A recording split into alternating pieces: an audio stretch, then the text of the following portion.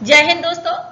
देखिए हम NIS exam 2026 के लिए 10th क्लास की बुक पढ़ रहे हैं, ठीक है, जिसमें हमने आधुनिक विश्व लास्ट टू लास्ट वीडियो में आधुनिक विश्व 1 को कंप्लीट किया था, चैप्टर 3 सोशल साइंस को। ठीक है जी, लास्ट वीडियो में हमने short answer type question, option type question को हमने कंप्लीट किया था। आज हम लॉन्ग टाइप आंसर क्वेश्चन देखेंगे इसमें। ठीक है जी, 10th क्लास का एनआईएस का एग्जाम दे रहे हैं या कोई गवर्नमेंट एग्जाम दे रहे हैं तो यहाँ पे short answer one lining question आपके यहाँ पे कंप्लीट हो जाएंगे। लास्ट वीडियो देखना ना भूलिएगा। आज हम लॉन्ग क्वेश्चनों को देखेंगे, ठीक है, ये सब हम कंप्लीट कर चुके हैं। ठीक है, हमारे लॉन्ग ये वाले क्वेश्चन को हमने लास्ट डिस्कस किया था, सभी क्वेश्चनों को डिस्कस किया था। ठीक है कि क्वेश्चनों में क्या पूछा जा रहा है, आपने वीडियो ना देखा तो वहां से देख लीजिएगा। 8 क्वेश्चनों को हमने डिस्कस किया था, आज हम इनके आंसर्स देखेंगे। ठीक है, जैसे क्वेश्चन पहला क्या है, शहरों की वृद्धि और व्यापार के उद्भव ने सामंती प्रथा को किस प्रकार पतन किया। मतलब शहरों में वृद्धि हुई, व्यापार हुआ, उससे सामंती प्रथा का किस प्रकार पतन हुआ। ठीक है, सामंती प्रथा थी उसका किस प्रकार से पतन हुआ। इस क्वेश्चन का आपको आंसर देना है, लॉन्ग क्वेश्चन है ये। ठीक है जी, देखिए तो देखिए, शहरों की वृद्धि और व्यापार के उद्भव ने सामंती प्रथा का किस प्रकार पतन किया। सामंती क्या है? सामंती एक संस्था के रूप में कई शताब्दियों तक फला फूला। ठीक है, सामंतवाद कई शताब्दियों तक एक संस्था के रूप में फला फूला था, लेकिन व्यापार के विकास के साथ ही इसका पतन भी शुरू हो गया। व्यापार का विकास हुआ तो उसका पतन भी शुरू हो गया। व्यापार के विकास के कारण शक्तिशाली सामंतों की शक्ति का ह्रास हुआ और शहरों का विकास होने लगा। व्यापार अधिकतर नए मार्गों और राहों के माध्यम से होता था। ठीक है, नए जो मार्ग थे उनके माध्यम से जो व्यापार था वो होता था, तथा व्यापार के पुनः उत्थान से सामंतवाद का विघटन हुआ। ठीक है, व्यापार हुआ तो क्या हुआ? सामंतवाद का विघटन हुआ।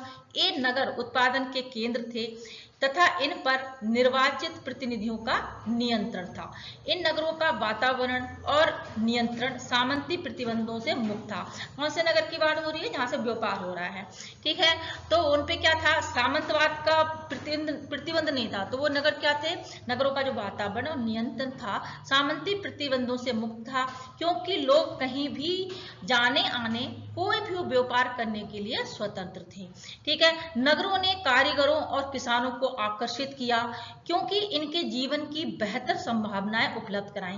क्योंकि इन्होंने क्या है, जीवन की बेहतर उपलब्धताएं थी वो उपलब्ध कराई, जिससे क्या वो लोग आकर्षित हुए तथा सामंती शोषण से उनको मुक्ति मिली। ठीक है, सामंती शोषण से छुटकारा दिलाया व्यापार ने। ठीक है, नगर उत्पादन के केंद्र थे। समझ में आया आपको? नगर क्या थे? उत्पादन होता था वहां पे। ठीक है, तो जो कि सामंती प्रथा, सामंतवाद से वो मुक्त थे, मतलब सामंती प्रतिबंधों से मुक्त थे। वहां पर सामंत लोगों का कोई प्रतिबंध नहीं था। ठीक है, तो समझ में आया शहरों की वृद्धि और व्यवहार के उद्भव से सामंती प्रथा का किस प्रकार पतन हुआ। आंसर लिख लेंगे। ठीक है, ठीक है जी, सिंपल है। नेक्स्ट देख लेते हैं हम। ठीक है, देखिए सेकंड क्वेश्चन क्या है, क्या आप क्यों सोचते हैं कि पुनर्जागरण सोच ने अस्तित्व, एक मिनट, देखिए आप क्यों सोचते हैं कि पुनर्जागरण की सोच ने अस्तित्व और विचारों के पुराने तरीकों को प्रभावित किया। पुनर्जागरण क्या था? एक नई सोच थी। ठीक है, पुनर्जागरण मतलब जो पुराने अंधविश्वास था उसको छोड़कर क्या है, नई चीजें अपनाना, तर्क वितर्क पे जाना, मतलब साइंस का विकास होने लगा। तो पुनर्जागरण की सोच ने क्या अस्तित्व और विचारों के पुराने तरीकों को प्रभावित किया। 100 शब्दों में आपको ये लिखना है। ठीक है जी, तो देखिए आधुनिक, देखिए उत्तर में क्या लिखेंगे आप? आधुनिक युग में मध्यकाल के परंपरागत सामाजिक, धार्मिक और राजनीतिक ढांचों को चुनौती देने वाली सोच को पुनर्जागरण सोच कहा जाता है।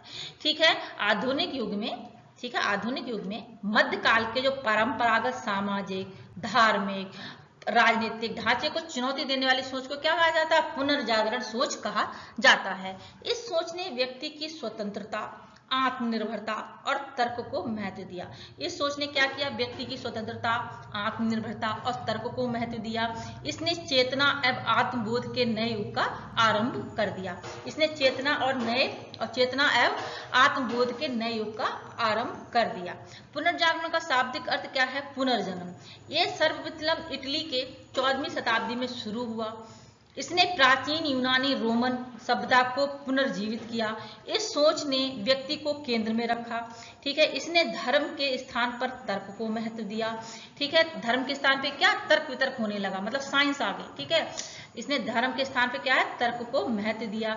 इस सोच ने कला, साहित्य और विज्ञान के क्षेत्र में क्रांति ला दी। इस सोच ने क्या है, कला, साहित्य और विज्ञान के क्षेत्र में क्रांति ला दी। इसने आधुनिक युग की नींव रखी।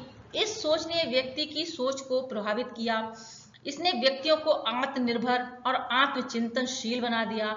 इस सोच ने साहित्य के क्षेत्र में यथार्थवाद, मानवतावाद और साहसिकता को जन्म दिया। इस सोच ने व्यक्ति को अपने जीवन, समाज के बारे में सोचने की स्वतंत्रता दी। इस सोच ने व्यक्ति को आत्मबोध और आत्मचिंतन विवेकशील बना दिया। तो समझ में आया पुनर्जागरण की सोच क्या थी, है उस अस्तित्व और विचारों को, पुराने तरीकों को प्रभावित किया। किस तरह से प्रभावित किया, ठीक है, लोग नए तरीकों से सोचने लगे, तर्क वितर्क की बात करने लगे। ठीक है, अंधविश्वास खत्म होने लगा। ठीक है, ठीक है, सोच ने व्यक्ति को जीवन, समाज के बारे में सोचने की स्वतंत्रता दी। इस सोच ने व्यक्ति को, मतलब जो आपकी पुनर्जागरण सोच है, उसने व्यक्ति को आत्मबोध और चिंतनशील, विवेकशील बना दिया। आत्मचिंतनशील और विवेकशील बना दिया। ठीक है, लिखेंगे इसका आंसर।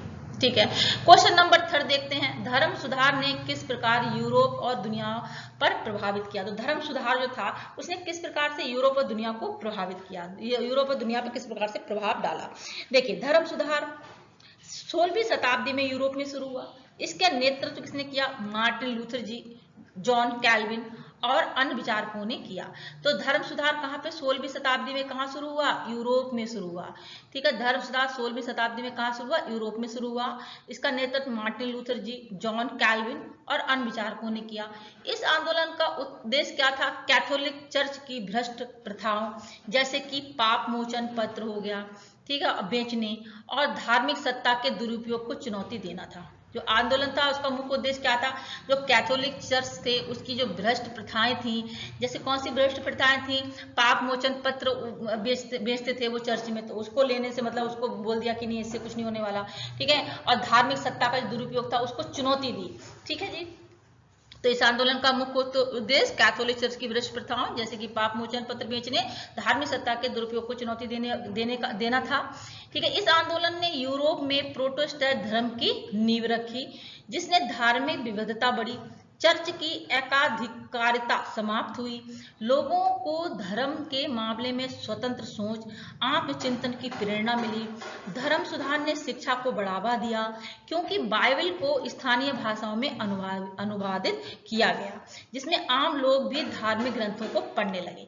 ठीक है, तो ये पॉइंट बहुत ज्यादा इंपॉर्टेंट है। धर्म सुधार ने क्या किया, शिक्षा को बढ़ावा दिया, क्योंकि क्या है, जो बाइबल है स्थानीय भाषाओं में भी उसका अनुवाद होने लगा। तो क्या हुआ, स्थानीय भाषा में अनुवाद होने लगा तो आम लोग भी पढ़ सकते हैं, तो आम लोग भी धार्मिक ग्रंथों को पढ़ने लगे। राजनीतिक रूप से धर्म सुधार ने चर्च की शक्तियों को कम किया। राजनीतिक रूप से क्या है, धर्म सुधार ने क्या किया, चर्च की शक्तियों को कम किया और आधुनिक राष्ट्र राज्यों के विकास को गति दी। ठीक है, आधुनिक राष्ट्र राज्य के विकास को गति दी। इसमें राजा और राज की सत्ता मजबूत हुई। वैज्ञानिक सोच को बढ़ावा मिला, क्योंकि लोगों ने परंपरागत धार्मिक मान्यताओं पर सवाल उठाना शुरू कर दिया, वही तर्क वितर्क शुरू हो गया। ठीक है, तो क्या हुआ, वैज्ञानिक सोच को बढ़ावा मिला। दुनिया भर में इस आंदोलन का प्रभाव पड़ा। देखिए, दुनिया भर में इस आंदोलन का क्या प्रभाव पड़ा, धार्मिक स्वतंत्रता, विवेकशीलता, मानव अधिकारों की अवधारणा को बल मिला। ठीक है, धर्म सुधार ने आधुनिक लोकतांत्रिक सोच और व्यक्तिगत स्वतंत्रता की नींव रखी। तो धर्म सुधार ने आधुनिक लोकतांत्रिक सोच और व्यक्तिगत स्वतंत्रता की नींव रखी। ठीक है जी, आया समझ में क्वेश्चन 3 का आंसर। क्वेश्चन 4 देख लेते हैं। नई भूमि की खोजों ने कैसे आधुनिक दुनिया की अर्थव्यवस्था और समाज को बदला है। तो नई भूमि की खोजों ने कैसे आधुनिक दुनिया की अर्थव्यवस्था और समाज को बदला है, ये आपको बताना है। देखिए, परीक्षण की भावना ने कई साहसिक लोगों को नई भूमि की खोज करने के लिए प्रोत्साहित किया। नए व्यापार मार्ग की खोज ने दुनिया के इतिहास को बदला। ठीक है, ये कहा जाता है कि भगवान, प्रतिष्ठा, ठीक है, भगवान और यहाँ प्रतिष्ठा और सोना इन खोजों के मुख्य उद्देश्य थे। भौगोलिक खोजों से पहले यूरोपीय दुनिया पूर्व में मसालों, कपास, जवाहरात, रेशम आदि वस्तुएं मंगाते थे। तो भौगोलिक खोजों से पहले यूरोपीय दुनिया पूर्व से क्या मंगाते थे? यूरोपीय दुनिया पूर्व से मसाले, कपास, जवाहरात, रेशम आदि वस्तुएं मंगाते थे। तो यूरोपीय दुनिया जो मतलब यूरोप के जो लोग थे पूर्व से क्या मंगाते थे? मसाले, कपास, जवाहरात, रेशम आदि वस्तुएं मंगाते थे, जिनकी आपूर्ति के लिए उन्हें अरबी और इस्लामी प्रदेशों की यात्राएं करनी पड़ती थी। व्यापार और औपनिवेशीकरण में जबरदस्त वृद्धि से यूरोपीय धन में वृद्धि पर एक महान प्रभाव पड़ा। एक सबसे प्रसिद्ध राजा जो यात्रा को प्रायोजित करता था पुर्तगाली था, ठीक है, वह था राजा हेनरी। तो ये राजा हेनरी याद रखिएगा, जो हेनरी नेविगेटर के रूप में जाना जाता था। हेनरी नेविगेटर के रूप में भी जाना जाता है। इन खोजों के लिए तकनीकी आधार कंपास, वेद यंत्र की खगोलीय सारणी और नक्शा बनाने की कला के आविष्कार से हुआ। तकनीकी आधार क्या था खोजों का? कंपास, वेद यंत्र, खगोलीय सारणी, नक्शा, उसकी नक्शा बनाने की कला के आविष्कार से हुआ, ठीक है। इन यात्राओं से विश्व के विभिन्न भागों में जैसे अफ्रीका, अमेरिका, एशिया में व्यापारिक चौकी बनाने, औपनिवेशिक साम्राज्य की स्थापना के लिए मार्ग प्रशस्त हुआ। अब वाणिज्यिक सोच अटलांटिक महासागर से भूमध्य सागर से स्थानांतरित हो गई थी। अब वाणिज्यिक सोच थी जो अटलांटिक महासागर से भूमध्य सागर की ओर स्थानांतरित हो गई थी। मतलब अटलांटिक महासागर से भूमध्य सागर की तरफ स्थानांतरित हो गई थी। कई नई वस्तुएं जैसे तंबाकू, गुड़, शुतुरमुर्ग, पंख, आलू इत्यादि व्यापार भी शामिल किए गए थे। इसने अमानवीय,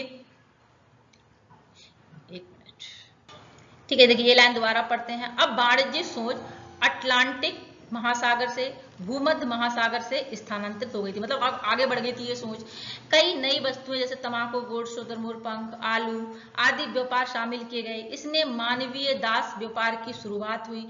तो यहाँ से मानवीय दास व्यापार की शुरुआत भी हुई थी। गुलाम अफ्रीका से पकड़कर अटलांटिक महासागर के पार उत्तरी अमेरिका में वृक्षारोपण में काम करने के लिए भेजे जाते थे। जो दास थे वो कहाँ से लाए जाते थे? अफ्रीका से पकड़कर लाए जाते थे। अटलांटिक महासागर के पार उत्तरी अमेरिका में वृक्षारोपण के काम करने के लिए उनको भेज दिया जाता था, ठीक है। इन व्यापार पद्धतियों को नई समुद्री मार्गों की खोज ने यूरोपीय व्यापारियों को विशाल धन जमा करने के लिए और नई मशीनों के विकास के निवेश के लिए मदद की, ठीक है। इन व्यापार ने क्या किया? इन व्यापार पद्धतियों ने और नई समुद्री मार्गों की खोज ने क्या किया?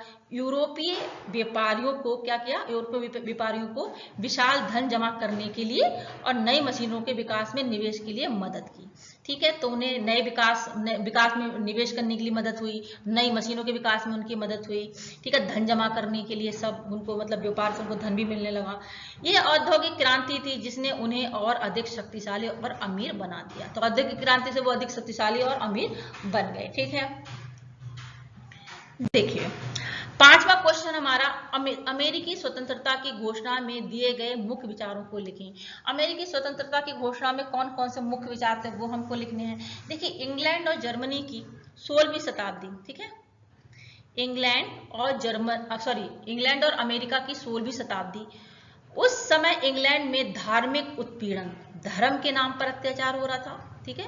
हम बात कर रहे हैं अमेरिकी स्वतंत्रता की, ठीक है। अमेरिकी स्वतंत्रता की जो घोषणा हुई थी उसमें मुख्य विचारों को हम लिखेंगे अमेरिकी स्वतंत्रता की घोषणा की, ठीक है जी। तो इंग्लैंड और अमेरिका की 16वीं शताब्दी की बात हो रही है। उस समय इंग्लैंड में क्या था? धार्मिक उत्पीड़न हो रहा था।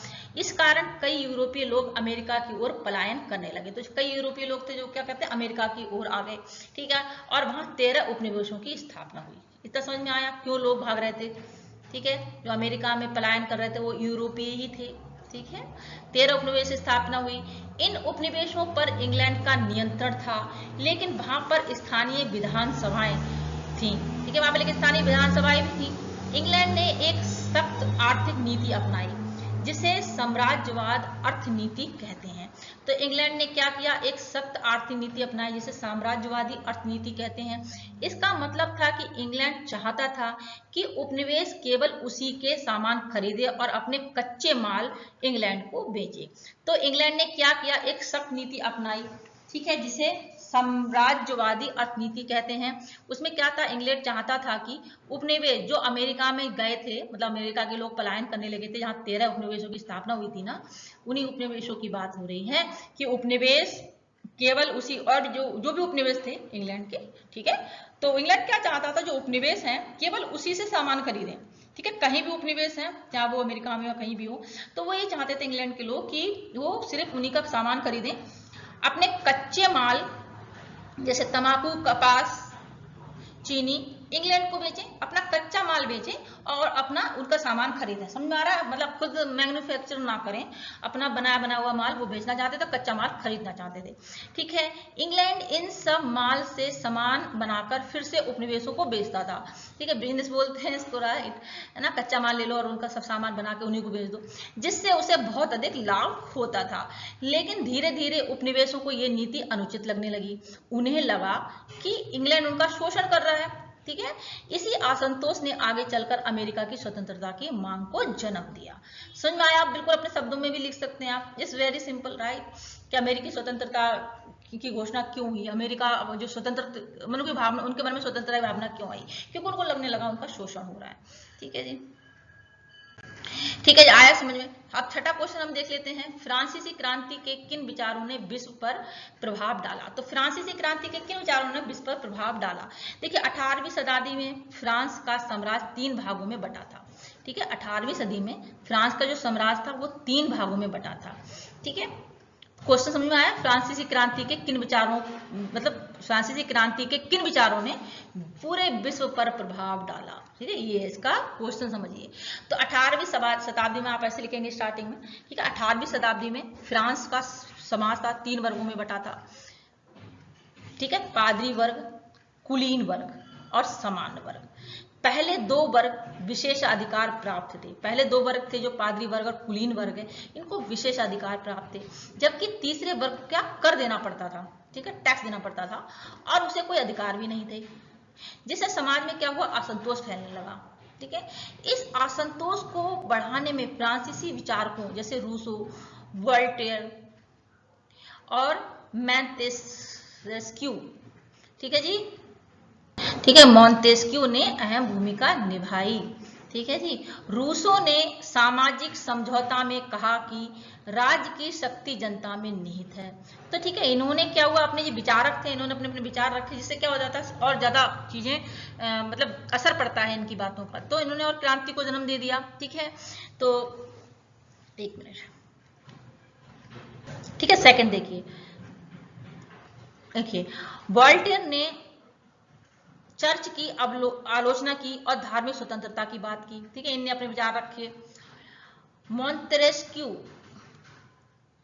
मोंतेस्क्यू ने कानून की आत्मा में शासन की शक्ति को 3 भागों में बांटने का सुझाव दिया, ठीक है, मोंतेस्क्यू ने कानून की आत्मा में शासन की शक्ति को 3 भागों में बांटने का सुझाव दिया, कार्यपालिका, विधायिका और न्यायपालिका, ठीक है, इन्होंने, इनका सबसे अच्छा सुझाव तो मुझे इन्हीं का लग रहा है, राइट, है ना, कानून की आत्मा में शासन की शक्ति को 3 भागों में बांटने का सुझाव दिया, कार्यपालिका, विधायिका और न्यायपालिका।